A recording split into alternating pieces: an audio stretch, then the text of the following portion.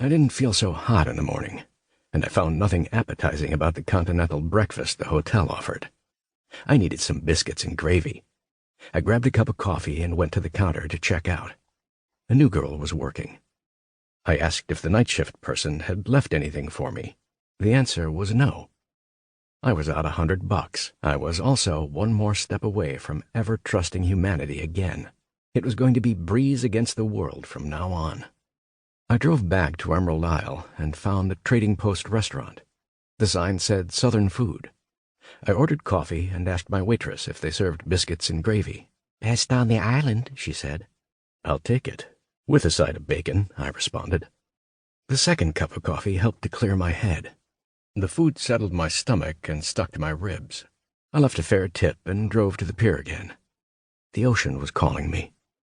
I bought a bottle of water from the tackle shop and sat on the end of the pier to watch the waves roll in.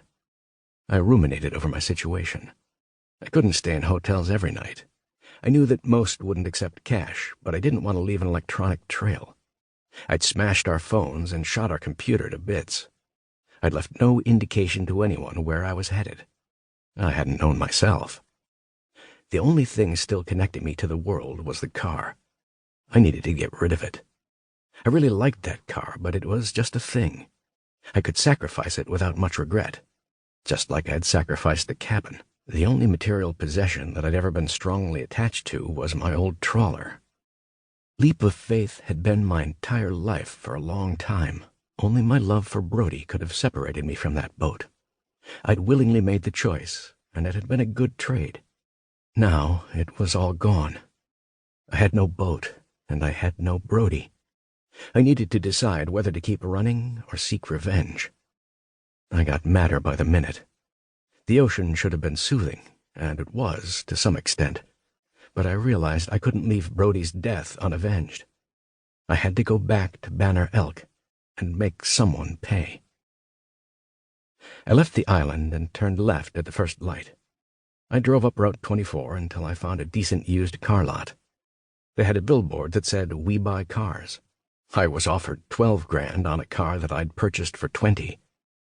Instead of taking cash, I picked out an SUV with plenty of room in the back. I was anticipating sleeping in the damn thing. I left the lot and went to Walmart to buy a sleeping bag and a pillow. I started driving east, back toward the mountains, with no particular plan in mind. I had 6 hours to think it over. There were plenty of places where I could park and sleep for the night in western North Carolina. I had but 2 friends back there. Rominger would do what he could to help, as long as it was within the law. My intentions would disturb him. Angelina was a good cop, too, but I thought I might be able to influence her to aid my pursuits, or at least give me a place to stay. Going to her for help would inevitably lead to sexual tension. The little angel on my right shoulder told me it was a bad idea. It would be a betrayal of Brody's memory. Only a sleazebag would sleep with another woman so soon. I had followed the angel's advice for quite some time. It was the voice for good in my head that had led me down the narrow road to righteousness. I was in no mood to listen to it any longer. I waited for the little devil to appear on my left shoulder. It told me that Brody was gone, that Angelina was hot, and that only a fool would pass up the chance to have sex with her. "She can help you get revenge," he said. "Win her over with your animal magnetism. She won't be able to resist, and boom, you'll get what you need." This imaginary conversation made me feel guilty about not dealing with Brody's ashes properly, but I'd been down that road before. When my wife Laura had died, I carried her ashes with me for years. They haunted me and played a part in me, not letting go. I never fully recovered until I finally got rid of the last of those ashes. I felt that I'd never recover from Brody's death anyway, ashes or not, but I knew that saving them would be harmful to my psyche. I was fragile, and I'd made a snap decision. There was no point in stressing over it now. What was done was done.